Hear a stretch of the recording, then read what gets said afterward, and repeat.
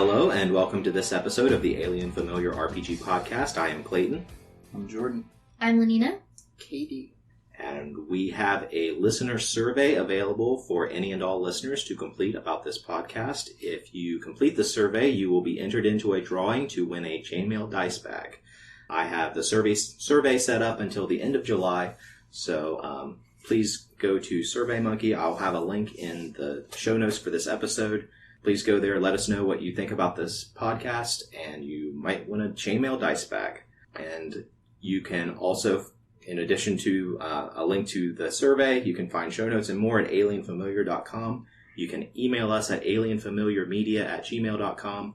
If you would like to help us out with hosting costs, you can support us at patreon.com. Any help that you would be able to give would be greatly appreciated. Our topic for today, we are going to be talking about foreshadowing, omens, portents, prophecies, and prognostication, divining the future in role-playing games. And my experience with this is it's nearly impossible to do. And to do it right or do it at all? Oh, it's easy to do. It is nearly impossible to get right. We'll start off with talking about foreshadowing, and then get into the other areas there. Foreshadowing, at least in other media, is just putting something out there, providing it to the consumer of the media that is a hint of something that is to come in the future. In movies, you might hear a character mention something that has some later relevance to what's going on, or you may see a particular item in the background whenever something important is happening, and that item is always the same. For instance, in a lot of M. Night Shyamalan's movies, the color red is a very important element of foreshadowing. It shows up a lot of times, particularly like in The Sixth Sense. A lot of the environmental things that Bruce Willis's character interacts with, or attempts to interact with, are red in color. And that is to hint that there is something going on with him. That is a visual clue in that movie. And in role-playing games, I find this incredibly hard to do. In a movie, you've got an hour and a half to 2 hours to tell the entirety of your story and to have everything in the story that is needed to tell the story from start to finish. 1.5 to 2 hours of your life devoted to focusing on this.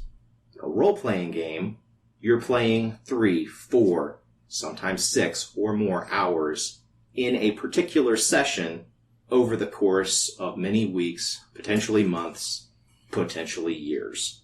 And who in the hell is going to remember the stuff that you have been foreshadowing throughout the course of the game? Yeah, you can, jerk yourself off a little bit and be like, wow, I really just, oh god, the way that, the Demon King was introduced, and then the way that he died, because they both, he fell to Earth, and then he fell to his death. God, I'm such a great storyteller, but you're the only person that's going to remember that. Yep. I can hardly remember every NPC's name, let alone something about foreshadowing. Yeah, I'm doing good to keep my own character's shit Yeah. together, much less anyone else. Especially in 5e. Mm-hmm. If you have a very dedicated group that, hangs on and obsesses over every word the game master says, maybe then some foreshadowing gets through, but that's a very rare group of people. Yeah. I broke it down into 3 things that a player needs to do in order to be able to successfully identify the foreshadowing. 1, the player needs to recognize that something that is being said or described or occurring is important enough to take note of it. Then they need to write that thing down. Then they need to be familiar with that stuff that they wrote down, either by rereading it or just having a really good memory over the course of several months, where they're going to remember it whenever it becomes relevant. Like, going back to movies being the thing I think of whenever I think of foreshadowing and how it's done right and how it's so hard to do in a role-playing game. The movie adaptation, if you've ever seen it, in the first 5 minutes of that movie, the main character describes everything that happens in the movie. He literally sits there and tells the producer that he's talking to everything that's going to be happening. if you do that in a role-playing game, I have had very heavy foreshadowing in a particular game where at the very first session, the entire first session was revealed to be basically this vision given to a particular character by their deity. And it was going really well until the game ended after session 7 of a planned 30-session game. Nice. So Because of outside interference? because of outside interference, because of things that were completely out of the control of all of the players, the game fell apart, and all of that foreshadowing, all of me basically telling them in cryptic clues what all was going to happen in the campaign, was all for naught. In the first session, the very first session adventure that they went on was a microcosm of the entire campaign. They had several different encounters, and each one of the encounters represented basically the 10 sections of this 30-session arc that I was going to do. That's clever. Yeah. See, but then you just feel bad. You put all that work in, and then just it doesn't go anywhere. Yeah, I felt so smart. I was so proud of myself, and then nothing came of it. It's my favorite way to be let down. Yep. I feel like I had said earlier that doing foreshadowing is like a masturbatory thing, and like that was me being very cynical, because I'm just in a cynical mood right now. But I also feel as though that's okay though too, because even if the players don't remember it, if you're able to remember it and keep it straight in your head, and then after your foreshadowing finally pays off, you can tell the players about it. There is a congratulatory moment where if the players can think back on it, maybe be like, whoa, like, I remember a couple of those things. Like, they may not be remembering it in the moment, and they're not perfectly tracking the foreshadowing, but the odds are, in the deep recesses of their brain, they probably remembered one or two pieces, you know? I remember my first game, I had that character that was an NPC party member that turned out to be the big bad that traveled with them for the whole game. And afterward, when everyone was talking about it, I was like, yeah, you know, I had these little, like, breadcrumbs here and there. And I listed off what they were, because I'd long ago written them in my notebook. I'm like, I'm going to do this, this, this, and this. And that, you know, we played probably 20 sessions. But I kept with it. And so then players are going to be like, whoa, I remember that, like, and that, and all that other stuff. But I think more, to sort of clarify my own statement, more what I was going for was people aren't going to be in the moment tracking that foreshadowing. They're not going to be, like, seeing things coming or immediately picking up what you're putting down 9 times out of 10. If you explain the breadcrumbs, they'll probably remember some of the breadcrumbs, but they're not going to be actively connecting the passages because, like Jordan said, like, you gotta worry about your own shit. You can't be... Maybe unless you tell them to. If you make it clear at the beginning that this game is going to be all about, like, foresight and prophecy and whatever, you know, like fate is going to play a big role in the game, then maybe you could clue people in to start, like, really scrutinizing everything that you say. But you could also just say if it's that just any game, you're probably going to ignore a lot of it. One thing I'm wondering about this is what, with all the work that it would take to try to pull this off, what's the goal? What's the payoff that you're going for, you know, heavy foreshadowing in your game? Dramatic tension. Added character growth. Mm-hmm. Interest. It hooks people in more. And it makes people wonder what else they missed. And it makes them go back and think about it a little more. I see it as more something like at the end of the game, once the game is done and you're kind of like thinking back on the game, you're realizing that the game was more than what you were focused on at the time, and the revelation that there was more going on, and being able to put the clues together to put more meaning into the game after the fact. Mm-hmm. It's something that you gain that as a player in one of these games, all of your satisfaction with it is going to be at the end of the game, after everything is said and done, of gaining a deeper understanding of the game. And then for the game master to get more out of it, the player needs to share that information with the game master that, hey, I did put all these pieces together. I see what you were doing there. Mm-hmm. That, like, shock, if people realize it during the game, when, like, the foreshadowed event comes and that, oh my gosh, I see it now! That is like a prime moment in just about any piece of fiction or literature or games even. It's just more exciting when the GM can see that jump reaction on somebody's face.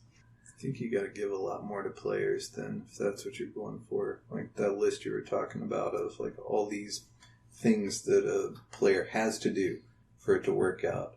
You could maybe chop off 2 of those if you had like a lot of handouts. If you had like, here's this letter that you find that, whoever had on them, and here's a bunch of shit. You don't know exactly what they're talking about, but, whatever. A tangible thing to reference back to. Then they don't have to keep the notes. Then they don't have to wonder whether or not it's relevant. All they have to do is pay enough attention to go back and look at it at some point. So I don't know. I think you got to have a lot more accessories for a game like this to work. You need to have a lot of accessories, and you have to have players who look at those accessories. For instance, whenever we were doing the Abana game, whenever you guys got to the end of the Tomb of Horrors, and you found that letter that hinted that there was something else, that there was more in a different location. At that point, the campaign had been going for like 8 or something sessions. The map that I had given you at the very beginning, the big cloth map that we had hanging on the wall, the clues in the message I gave you had a drawn-out representation on that map of where you needed to go next. And nobody looked at the map. Oh. I don't remember that. Something had to have come up to why divert didn't us. Talon or fucking Bird Boy, don't remember Kyle's character's name now. Alkir.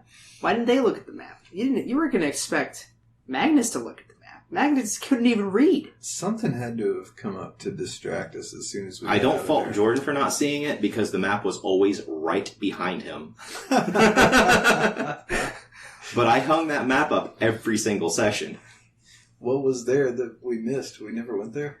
There was a cryptic clue on there that I don't remember how exactly it was phrased, but it was like in a mountain range beneath the skirt of the 3 sisters, and then I drew 3 mountains to look like old crones. What was there? Oh god, treasure. More treasure. We could have been even richer. Yeah. God damn it. Damn. Talk about a wasted opportunity. I don't know, that game, I guess this is a point to make about running a game with a lot of foreshadowing and destiny involved, is that with that game it seemed like there was always like an immediate thing that we had to deal with, and so worrying about anything beyond the 1 or 2 steps ahead of us was just too far ahead to plan a lot of times. At least that was how I felt about it. It was always like, let's micromanage the next thing, and then something else comes up. Then we got to go over here and deal with these people. And I don't know how to do this, but there's some kind of scope management that has to happen in the story. I don't know how you'd incentivize players to always try to keep like the long view in perspective when the medium is set up to be like, okay, what are we doing this session?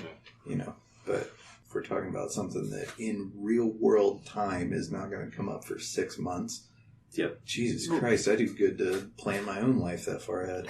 I mean, that's speaking also to the more large struggle of keeping people invested over a large period of time, and also just investing people enough at a base level to care. Some weeks you just come in and you just like want to roll some dice and kill something, and then other weeks you're like, I really want to know about the politics of the Montoya family. Like, please tell me more. And unfortunately, I mean, there are probably some players out there that are only one of those things all the time, but I would say the grand majority of people are both of those things. It sure would be great to come in and have every week be like, I want to know about the Montoya family. But that just doesn't happen. So, like, if you can, it's still, I guess to sort of go off what you were saying, like, to even get people to get invested and then have the even longer term plan of having them care enough to think and keep track of stuff for 6 months is ridiculous. I wish it weren't, but I feel like it's a tough sell, needless to say. Not to mention for a very large group. Throwing like mysteries, I guess, is a way to do it. If you got like a long-term like thing that everybody knows that they're trying to figure out about this or that, kind of long-term investigative thing. That happens in TV shows all the time. There's always like the season-long mystery, and at the end of every episode, here's one more little puzzle piece. You just keep them hooked like that. Keep referencing back to the main arc after the monster of the week has been defeated. That's tough, though. Yeah, I was going to say, that's hard to put together. Especially if your players don't want to follow the path you're making. Yeah, and Kyle raised a good point. Like, not everybody's going to be into this kind of game. There are plenty of people that just want to show up and just be the barbarian and, have a good time. And that's cool. I mean, that's me a lot of times. Sure, and that's not to say that person's not going to roleplay. No. They will, but they're also not going to be really wanting to keep track of this dynastic mystery that you're spitting. They'll participate in it, but, that participation is going to be probably holding a guy over a ledge until they tell you what you want to know, or, like, cutting someone down if they're about to hurt somebody, and they're not thinking of the, like, political ramification of that, like... And the person that's tracking the mystery might be like, wait, no, like, we need him. As he's, like, about to kill an innocent person, the barbarian's just like, nope. So. I guess identifying the players that are going to be carrying the long story for you is an important thing early on. Yeah. Finding, like, a middle ground between the barbarian and the players that want to keep track. And even if there is one player who is going to take on that role, they have off nights. Mm-hmm. And that also speaks to just a larger issue. We've all been in games with this group and with other groups where either the story is targeted at one person by the GM or only one person bites. Mm-hmm.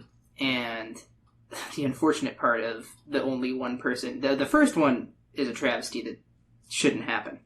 The second one is unfortunate because it's good that person bit on that storyline, but everyone else that's there is just kind of like, I guess we're following you now, or like, I guess you can go do the mystery stuff and we'll like sit over here and do something else. I don't know. So I feel like this is another one of those things where you need to talk about what you kind of want to do ahead of time. You don't have to spoil the whole mystery or the whole foreshadowing or anything, but you have to be like, this is going to be a attention intensive game.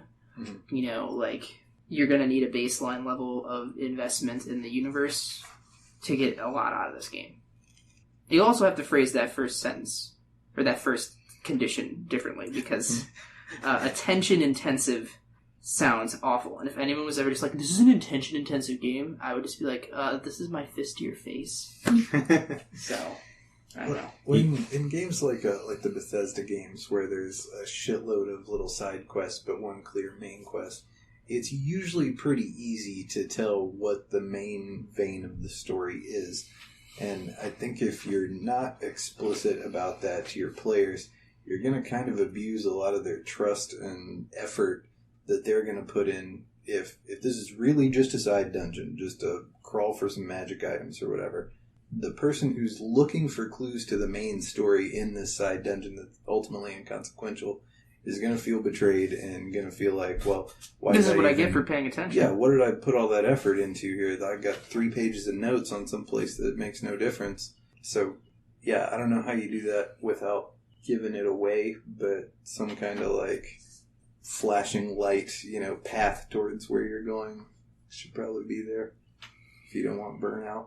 Speaking of Bethesda games, Fallout 3 did probably one of the best jobs of foreshadowing that I've seen, and this is a spoiler for a video game that came out 11 years ago.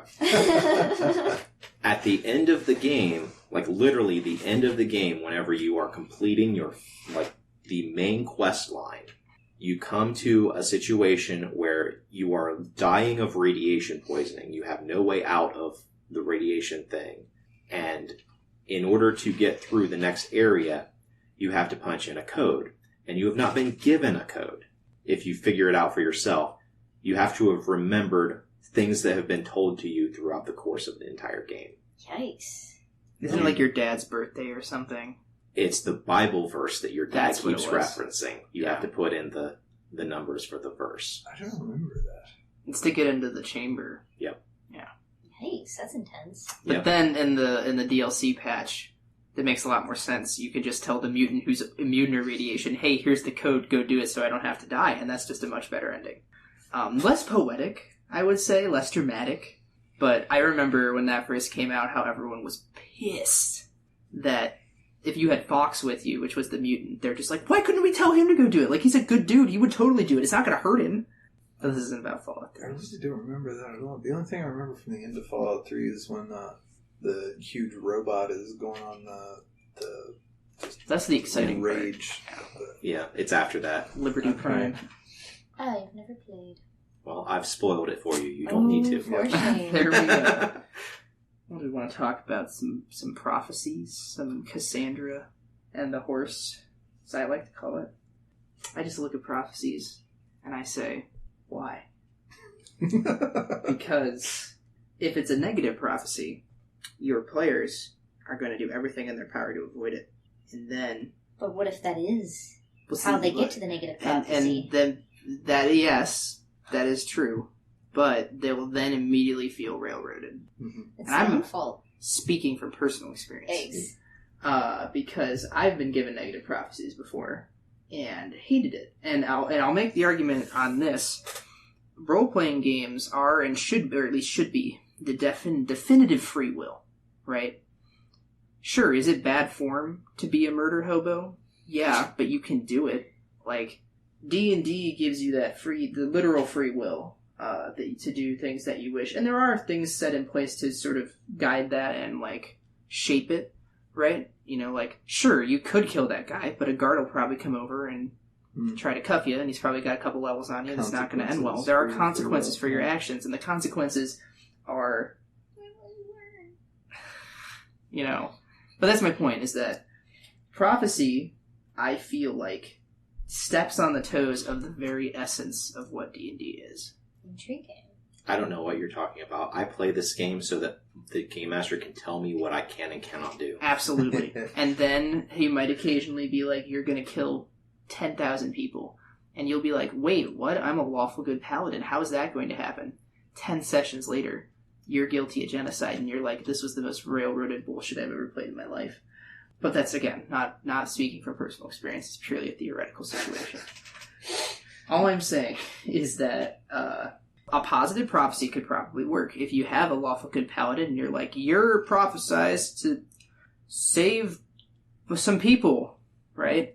That person is probably going to be like, I like that, sure, you know, and they'll embrace it. Or if you tell the thief that, like, there's a prophecy that they're going to pull off, like, the greatest heist of all time, they'll kind of probably eat that up, you know? Now, there is a chance they might not. I remember in one game I was in, the GM had, it was a small game, it was only like 3 people, but the GM decided I was the rogue and there was a paladin, and he decided that I was going to be the avatar of evil, and that the paladin player was going to be the avatar of good. And that was just decided. Like, that was just what was going to happen. We had no choice in the matter. And both of us didn't really want that, because we already were antagonistic. We didn't want to go to an extreme level. And so, there's circumstances where maybe, like, you know, quote, positive and, quote, cool prophecies are not what people want. But I feel like, for the most part, you know, you're going to like something that, like, kind of inflates your ego a little bit. But you're going to absolutely hate something that's, like, telling you what you have to do. So, like, a neutral or negative prophecy is a no, but a positive and cool prophecy is a yes. And that's all we need to say about the topic. Let's go to the next one. Well, hang on. The other side of that coin is, okay, I accept that I am the avatar of goodness, and then I kill somebody, like, I kill a bunch of kids. Well, I'm still the avatar of goodness. Yeah, that doesn't change Whatever I do is good by definition. It's like a predestination. Not to mention, prophecies can be very easily, like, misconstrued. Like, misconstrued, is that the word? Yeah. It can be misconstrued, and then you're just like, oh, this is what it's telling me. This is what my future is. And it's like the other end of the spectrum completely. Mm-hmm. Or a completely different parallel that they're just like, this is it. And you're just like, it was the other thing. See, that's why I always loved the the alternative interpretation of the prophecy from Harry Potter. That's what I was thinking where of, Neville too. was the chosen one. Yeah. And they're just like, yeah, Harry was never the chosen one. And then we're just like, what? I think that's ridiculous. I'd like to see the heroic, lawful good paladin get a prophecy where they're going to become some, like, horrible monster and just murder a bunch of people, and then the paladin's like, alright, kill myself. They're right, there was death involved. My own. Right.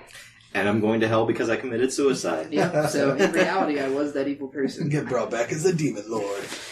I feel like a chosen one prophecy works just fine in a video game. We were talking about this a little bit, and I held my point before we started recording. Tales of Symphonia and like Final Fantasy X, you aren't the chosen one in those games. They're both like lengthy JRPGs, but you're traveling with the chosen one. Your whole crew's kind of there to like make sure the chosen one succeeds in their mission and like defeating the evil. But you play as a completely different character, and it works pretty well. Like I feel like everyone gets a proper amount of like development time, because again, it's 80-hour long RPG, and of course you have the added value of this being a written story where railroading doesn't really exist because all of these characters do what you're supposed to do. But that just does not work in an RPG, not just because of the free will aspect, but because like just imagine being in any group of people and being like, everyone here is special, but you're the most specialist. I've been in games where that's happened, though.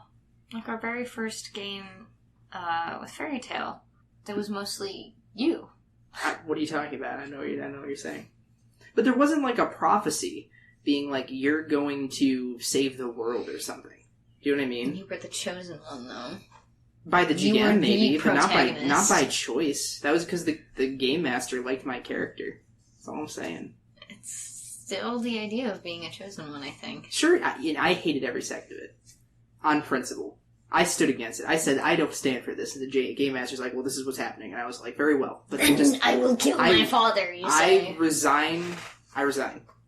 I tendered my resignation. That would be a weird game. Is the chosen one refuses to be chosen? And so everybody else is around them being like, you have to do this, it's your prophecy. And they're like, nah. But in Joseph Campbell's Hero of a Thousand Faces, at some point the chosen one always denies that they're going to be the chosen one and resists. You have the call to adventure, and at first you're like, I don't want to go on an adventure. Yeah. And then they're like, you gotta go on the adventure, and you're like, I guess I'll go on the adventure. And then Obi-Wan shows up. Then you go to a bar. Yeah.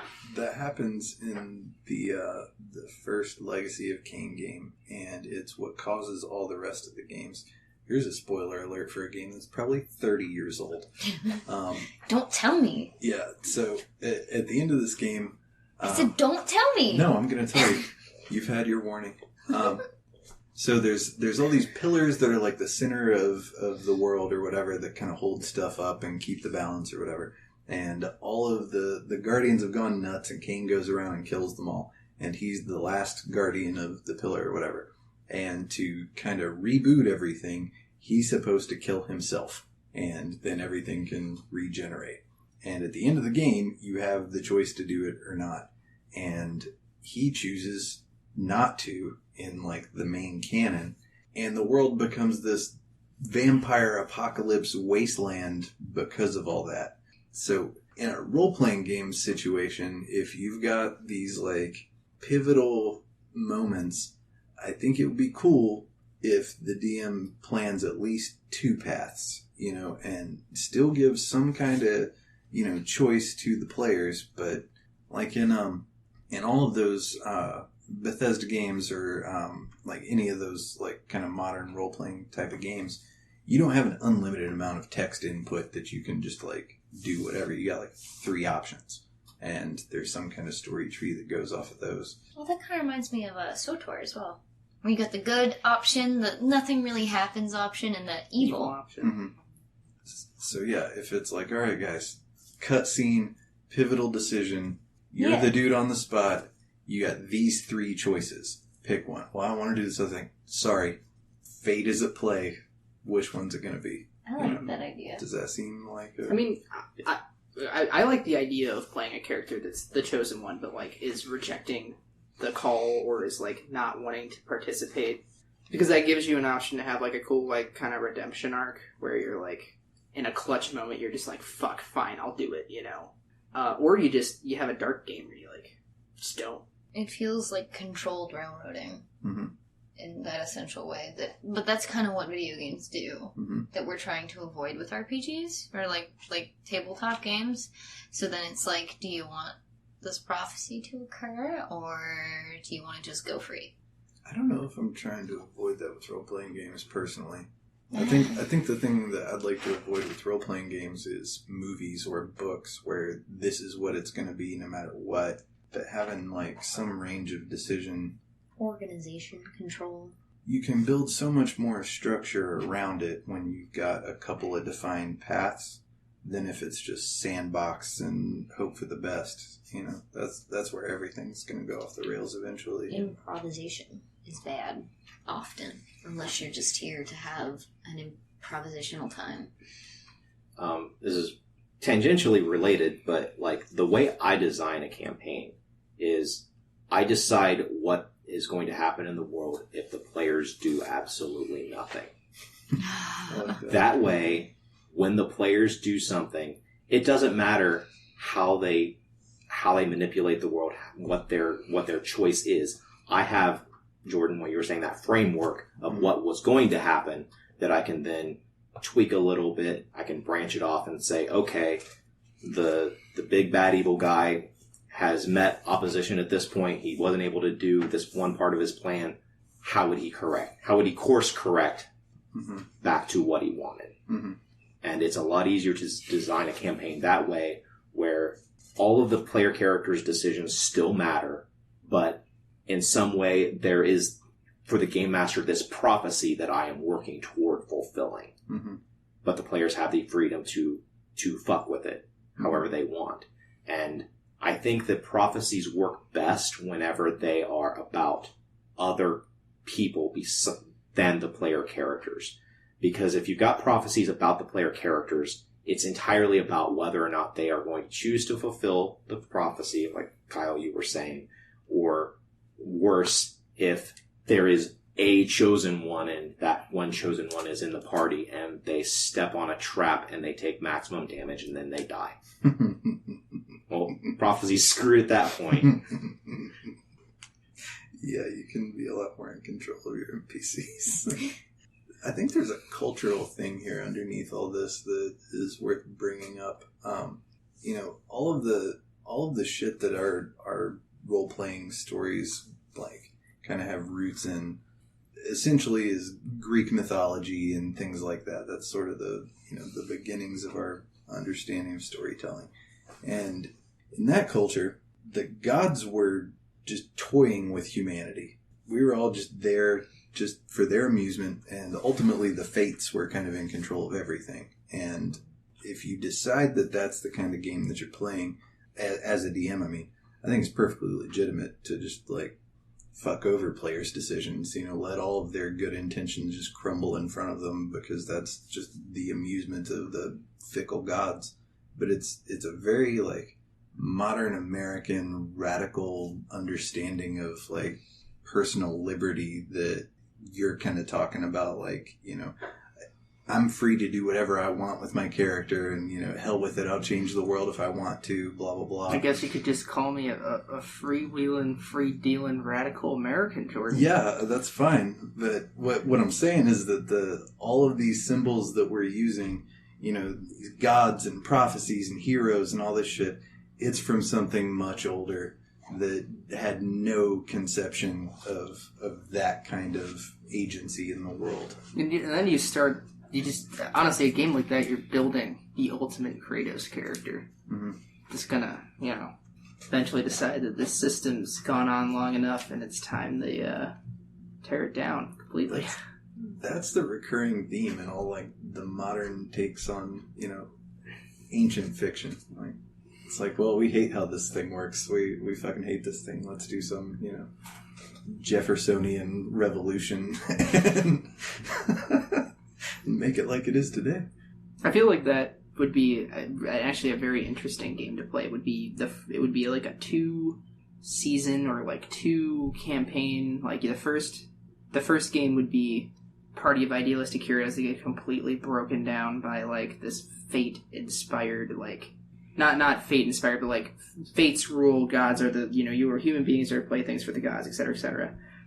And then whoever, like, lives and isn't completely destroyed, or doesn't accept it, I guess, like, comes back for game 2, and it's just a, like, level 20 rampage...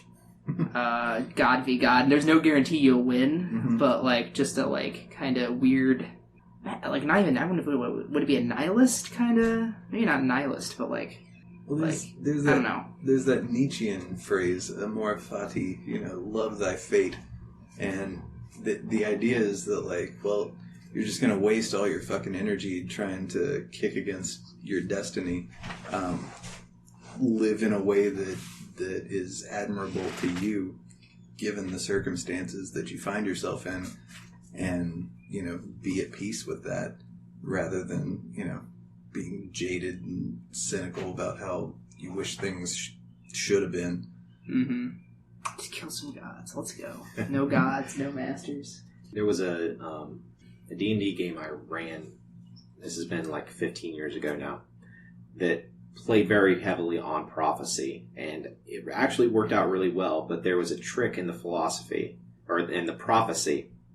In D&D, the Mind Flayers are, in their history, they are actually beings from the very, very far future. They've gone back in time because they're at the end of, they were existent at the end of all existence, and so in order to continue existing, they go back in time in order to establish a new empire. And so it's a very cyclical thing for them that they have to keep living through history. Mm-hmm. And so I had them have to like basically create their own, each time they have to create their own fate.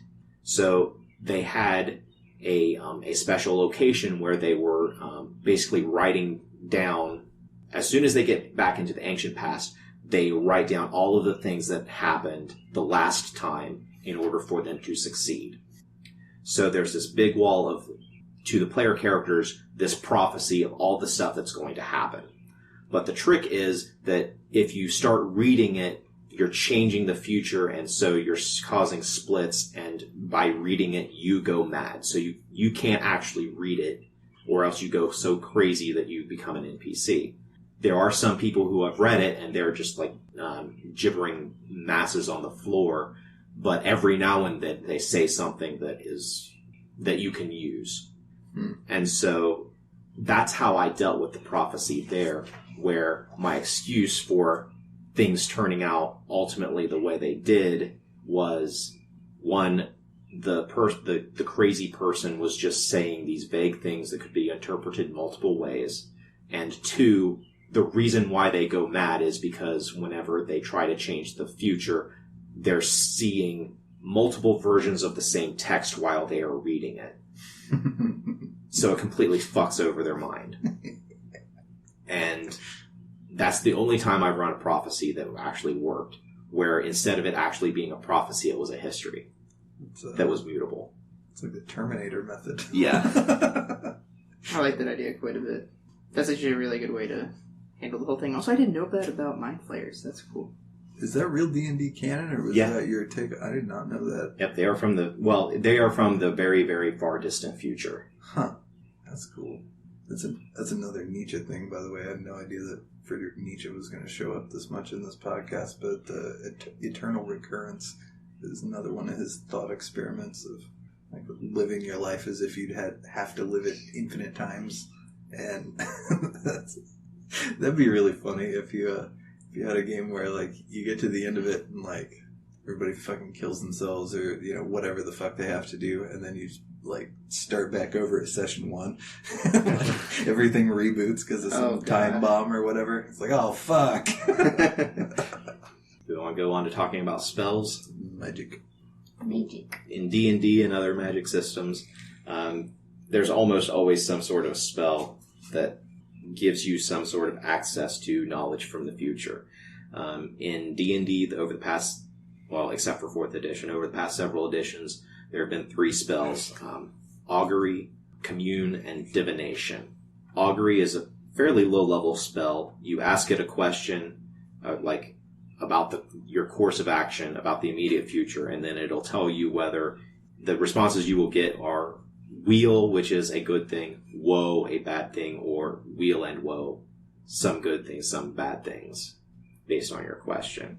Divination, you ask it a simple question and about something that is currently happening or something that is happening within the next 7 days, and you get a truthful, simple sentence response.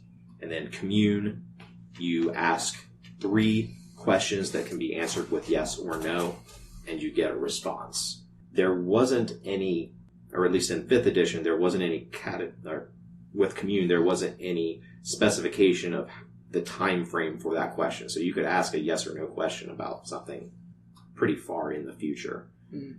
Will the world end? No. Okay. Now I don't have to do anything. Was there I might be thinking of a different system, but was there a D&D spell that would let you go back and redo, like, a previous round or something? Yes. What am I thinking of? In 3rd edition, there was something that did that. I don't remember what it was called. It was in one of the Splat books. Or maybe it was 2nd edition. 2nd edition had a Chronomancer. It might have been then. I think we should contrast that with something, Clayton. I think we should contrast those regimented spells with the Mage, World of Darkness Mage Time Sphere. Fun. We've all been on the receiving ends of that. Whenever we ran our game based on Fate, the anime, using the World of Darkness rules for Mage, was it just, or did another player Kyle take had time? it too. Kyle had time too. Yeah, because he would him versus was so weird because it would be would see a couple seconds in the future, drop a bomb where Kyle was going to be, but Kyle was actively reading the future too, so he would know where that bomb would be, and so those two would just kind of cancel it out, and he'd awkwardly stumble to the side, and the bomb would fall right where he was standing. And it was just a very strange series of events. That's a big question. If you're casting one of these divination or whatever, and you're trying to figure out, is this other player going to do this in this, restricted thing? What does a DM do then? Are you going to answer for the player? Are you going to ask the player what they're going to do? If they then say that, or the decision's made, is that set in stone? When you cast this spell, have you confined the other person to that fate? How would you rule that? Well, here's the thing. In that particular instance, whenever we were playing it at the time, he used such foresight as a player and as a character that very effectively gamed the system in figuring out where all of the major fights and stuff were going to be happening, what all of the major players, who they were going to be. I gave you all 6 months ahead of the actual session 1 where things started happening. I gave you 6 months of time to do your preparations for the campaign in character. And he absolutely devoted himself to prophecy, to foretelling what was going to be happening. So in that case, I leaned more toward because he had put more into it, finding out all of the things that were going to be happening. And I said at the very start, because of all this bullshit about foreseeing the future that has already happened, there were going to be some things that I was just going to have to dictate how they happened. And I didn't like it. It's like saying to Kyle, okay, your character is absolutely going to be here where a bomb is going off. But I did give him a little bit more of an out. I let him be kind of on the edge of the blast radius of stuff so that he was taking a little bit less damage. But I sided with the character who was most prepared for the situation. And did he even know who my character was? My character was pretty much a dark horse in that entire game. I would be very hard pressed to find out he somehow knew who. Because you said he knew the identities of everybody too, right? He did eventually find out the identities of everyone. Yours was probably the hardest one for him to find because you were so effective at staying out of, you never used your magic practically. So that's what made you the hardest to find. Oh, okay. But I thought you meant in that 6-month prep period he found everybody. Oh, no. Okay, He, alright. he was not able to find out everyone. I was about to be like, damn, that man. Never go against in a mage game, I guess. Sounds Fuck. like time is far and away the most powerful of those spheres then, like, given that way of dealing with it. If you have enough time to prep, yeah, time is probably going to be the most powerful in Mage. But most Mage games, you don't have 6 months to just sit there and do nothing but cast all of these wards, all of these protections, all of these divinations about what's going to happen. It seems like one of those things where, like, it's either super OP or it's weak to the point of not worth taking. Mm-hmm. Like, trying to deal with that kind of magic. I could see time in a like normal non-PvP mage game being kind of ineffectual in certain situations. Mm-hmm. I feel like, you know, like I feel like it really he really played to the strength of just no one's attacking me, no one's looking for me. I could just sit here and, you know, fucking stare into my crystal ball metaphorically and for 6 months, you know, like. Imagine being in like a mage fight. Mm-hmm. You know, you might have a little more of what Kyle was using it for like instant like dodge bonuses, basically. That's the I didn't study for the test version of time magic. Oh, yikes. Oh shit! Okay. 2 seconds, okay, you know, like, all right. But I just feel like, and I think that's interesting about mage as a system. Not to digress completely, but like you can have stuff where it's. Depending on the type of game you're running with the system, certain areas of the system perform better than others. Like, I guess an investigatory mage game, maybe time, would also be super helpful. But like a gladiatorial style mage game, like Yeah. you can like squat down and look in that crystal ball as someone's conjuring like 6,000 knives to throw at you, and you know, I guess like you see the knives coming. As much as I hate those games that give players some kind of resource to manipulate the narrative, I almost feel like something like that, like, begs for that. That, you know, are you going to give somebody just who took the time sphere nearly unlimited ability to just shape what's going to happen? Or could you temper that by giving them some finite amount of, you know, fate points or whatever to steer things in one way or the other? Yeah, I mean, just Unleashed, it just sounds like it makes every other sphere seem trivial by comparison.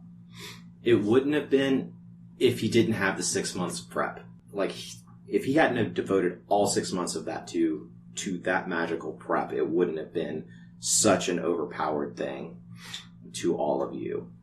Because, like, whenever you guys were trying to beat down his defenses, his magical defenses, and get basically into his sanctum, not only were you working against his servants actively casting, like, basically counterspelling you as you try, but if you did manage to get through that counterspell, the way that the protections and stuff were working was each time you cast a protection spell, it just makes an existing protection stronger. So he had like 6 months of protections built up on these locations. Jesus. That is preposterous. Never again. I did limit him to only spending 8 hours a day doing this. No. But still. Shit. Don't want to pay him overtime. Yeah, it's just like I cast Don't Sleep, and then I spend 24 hours it's 24 hours a day for 6 months casting protection spells, and I'm just like, I can swing a sword pretty good. That's like a big version of like Time Stop in D&D. You know, like you cast Time Stop and then cast a bunch of spells in a row in like one round. And then you're like, and here we go. And then the last spell you cast is Delayed Time Stop for next round. Yep. Delayed time stop. Throw in some haste and you just end the fight. One system that came out relatively recently, or one system within D&D that came out recently is in the Curse of Strahd. It deals a little bit with portents, foreseeing where player characters need to go. In that game, you can have an equivalent to a tarot card reading at the very beginning of the game. The way that works in foretelling the future is that up until that fortune is read, parts of that adventure are not yet set. There are, in the Curse of Strahd, there are certain powerful magical items, certain powerful allies that you can gain in order to help out your final fight against Strahd. And this tarot card reading that you have done very early, it determines like where this I don't remember what it's called, like the sun sword or something, that whenever you're wielding it, it creates sunlight. It determines where on the map this item is going to be located. Before you have your fortunes told, it's not really determined. So if you somehow manage to go throughout the map before you had your fortune told, it just wouldn't be there. So you can't miss what you never knew about. Right. So what happens if you do that and then find out from a later reading that it's someplace you've already been? Then you know it's not there, so you were there already. It's in a secret nook that you now know it's there, so you can go look for it. Gotcha. Under the floorboard. Yep. That would be interesting to try at some point. No one on the podcast can try it because we play games together. It kind of reminds me of that kind of one shot we did with the 3 different GMs where we played with the betrayal board, because like the rooms didn't exist until we put them there. Mm-hmm. You never know where you're going. Not even the GM knows where you're going. It's a lot of improvisation. It sounds like. It still sounds like fun though. It sounds like a fun thing to try. All right, let's start talking about geek things. I don't actually have a geek thing this week, so does anyone else have anything? If you like Pokemon, go see Detective Pikachu. Not necessarily a geek thing, but the Red Cross only has less than 2 days supply of O blood, so give blood. This is because we brought up Curse of Strahd. What? The Red Cross is a vampire conspiracy. Oh my god. I mean, when you see those vans, like, yeah, they're kind of shady looking. And you go inside, and there's a bunch of rooms that don't lead anywhere, and you're like, it's a subplot in the Blade movies. Yeah. Holy shit. Best vampire racket in history. I'll give you a cookie and a piece of pizza for, a pint of blood. Honestly, I mean, free pizza. Kind of blood? Almost not quite ethical, but like least harmful way to get your blood as a vampire. Yeah. All right, guys. What do you say we stop this bullshit and start rolling some dice? Dice roll. Clackety clack clack. Ouch.